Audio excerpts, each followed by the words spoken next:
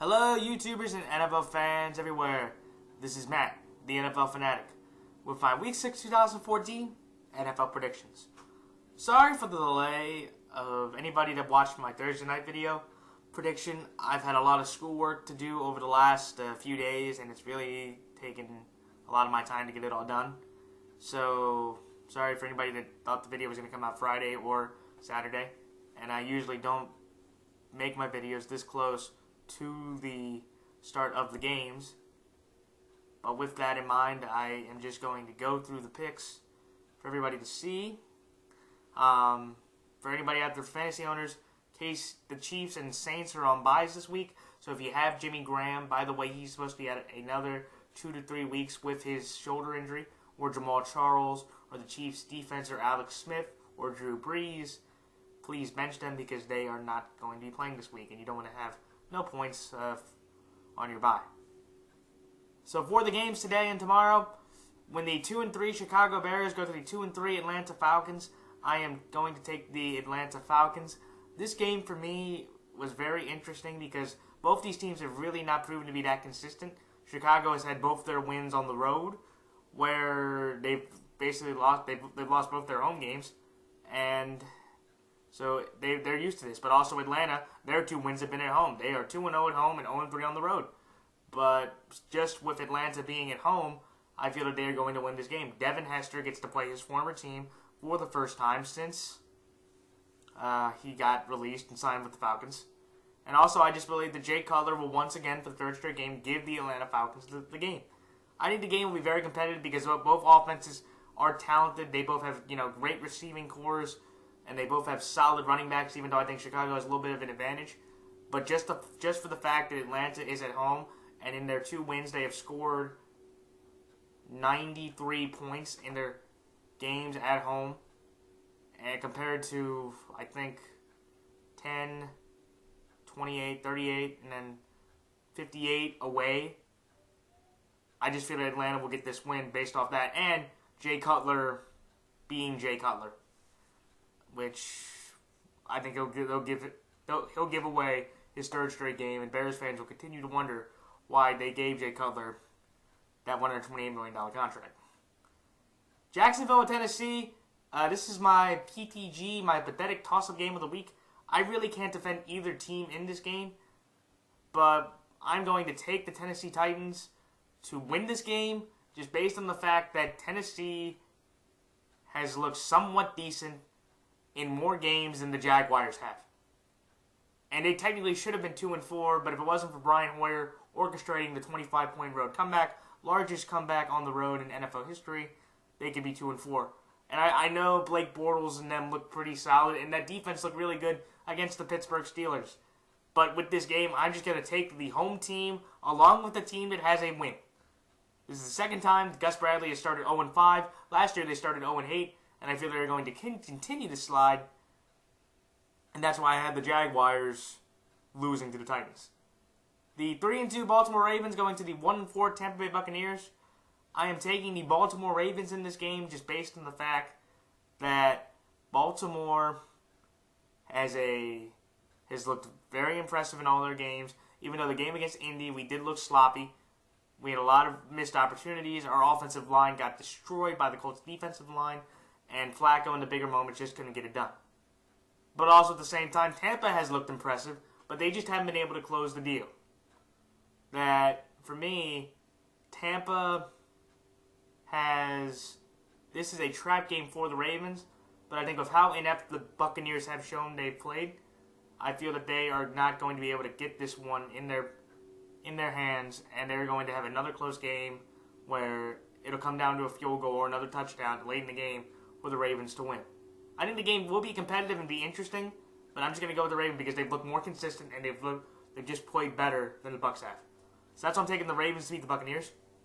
Broncos at Jets. This is easy. I'm taking the Denver Broncos. The New York Jets have been the worst since 2012 in almost any offensive category, while Denver has been the best in any offensive category. Geno Smith and Michael Vick have looked absolutely pathetic. Both of them, that Jet defense has not been able to stop anybody. And if Peyton Manning can put up 4 touchdowns and 479 yards against a very good Arizona Cardinals secondary. Imagine what he can do against this very weak Jets secondary. It's going to be a tremendous mismatch, even though I will say to all my fans there, I do not believe that Peyton Manning will not break the record this week. It will be next week in their game against the Rams. I think they're playing the Rams. But that's what I'm taking the Broncos to win this game. The Lions at Vikings, I am taking the Minnesota Vikings to win this game based on the fact that Detroit is not going to have Calvin Johnson playing or Reggie Bush, it seems. And with how inconsistent Matthew Stafford has shown to play over his career, I think Teddy Bridgewater in his one start against Atlanta looked very polished. I know he's coming off a gimpy ankle, and that Detroit defense is still one of the best in the league. But I'm just going to trust Teddy Bridgewater to make enough smart plays and use his weapons and outplay Stafford and show that Bridgewater is the guy for this Viking team to ride on in the future. And I just can't trust this Lion team after the way they lost to Buffalo. Even though they did sign Matt Prater, so they did reaffirm their kicking, their special teams acumen, and I think that will be a great investment moving forward for the rest of this year. The 3-2 Patriots and the 3-2 Bills. I am taking the Patriots based on the fact that Brady is 21-2 against Buffalo all time. And also, I just feel that in this game, New England made such a great statement against Cincinnati that I just can't take them against this Buffalo team. Buffalo, I do have to give them a lot of resolve for what happened, even though I could bring up the fact about the missed kicks, which were very bad, and that was the difference in the game. And then, by the way, I do think Jim Schwartz getting carried off the field for that win was very classless. But again, that shows how low of class Jim Schwartz is a human being and a coach. But New England, I think this does seem like a trap since Buffalo has a very good defense, and that offensive line, for the most part this year, besides the game against Cincinnati, has not played very well at all. But I think at the end of the day, with Brady's confidence, especially with Danny Amendola, that they're getting confidence, they should be able to beat this team based on the fact that Tom Brady should be able to beat Kyle Orton. However, Kyle Orton has beaten Tom Brady before. That was back in Week 5 of the 2009 season, which was Josh McDaniels' 5th win for the Broncos. Carolina at Cincinnati. I'm taking Cincinnati. For Cam Newton, orange will be the new black for him today, even though I do understand that A.J. Green and Marvin Jones are out. But I feel that Cincinnati will make a statement just like New England did. Their backs are against the wall. They've got absolutely embarrassed on Sunday Night Football. And now this is their opportunity to show the world, hey, we are one of the better teams in the league. And this Carolina team, kudos for them beating Chicago, even though I'm one of those people that believe in that game. Chicago basically gave the game to the Panthers instead of the Panthers actually winning it. Kudos to Cam Newton for capitalizing on those drives, but 2 fumbles in about a minute span, that's not really a credit to Carolina. That's more of a discredit to Chicago. But kudos for them winning. I think the game will be close because Cam did show some vintage Cam of what we saw last year. But at the end of the day, I'm taking this Bengal team because they are more motivated to win this game, and they're going to show a message just like New England did that Cincinnati is still one of the better teams in the league. Pittsburgh at Cleveland. I am taking the Cleveland Browns based on the fact that in the 5 games that both teams have played, the 4 games both teams have played, Cleveland has just looked better. All 4 of Cleveland's games have been decided by 3 points or less, where Pittsburgh, they just played the worst team, one of the worst teams in the league, and they only won by 8. And that's, for me, not enough. I know Big Ben is 18-1 against Cleveland all time. He never loses against Cleveland. Well, today, with everything that's going on with this Cleveland team, as much confidence as I'm getting in this Cleveland team, they are going to win this game and send a big shockwave through the AFC North saying this Brown team is ready to play, and especially when they get Josh Gordon back. Boy, will that be fun to watch. Green Bay at Miami. I'm going to take Green Bay in this game based on the fact that Green Bay, it seems like they're hitting their stride. Green Bay has won now, their last 2 games very convincingly over division opponents. While Miami, they got some of their confidence back, but remember they played the Oakland Raiders. So I'm not really going to put that much into it. I think the game can be somewhat competitive because Miami's defense has shown they have a good pass rush, and that offensive line has shown that Aaron Rodgers has gotten knocked around by a lot of teams. However, I don't believe that's going to be nearly enough to stop Eddie Lacy in this running game from pounding this Miami defense. And I think Aaron Rodgers' weapons will prove to outplay Ryan Tannehill's. Game should be very good. But again, I'm taking the Green Bay Packers to beat the Miami Dolphins. San Diego and Oakland. San Diego is probably the best team in the NFL right now. Oakland is the worst team. It's as simple as that. I'm taking the Chargers once again. I'm bolting up. This should be a very easy win for the Chargers, where Tony Sparano's tenure as interim coach starts out just like Dennis Allen's ended, with a loss. Dallas at Seattle. I am taking the Seattle Seahawks in this game. What a shock, huh? No.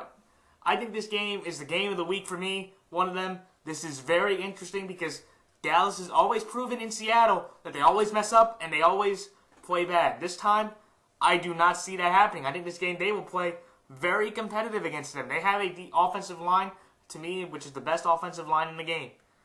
Romo has not been making nearly as many mistakes, and they have been pounding the ball with DeMarco Murray. They actually lead the league in rushing, about 120 yards per game. DeMarco Murray does his running back.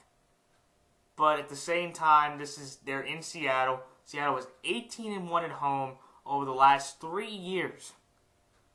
And just going up against Dallas, I think Dallas should put up a fight.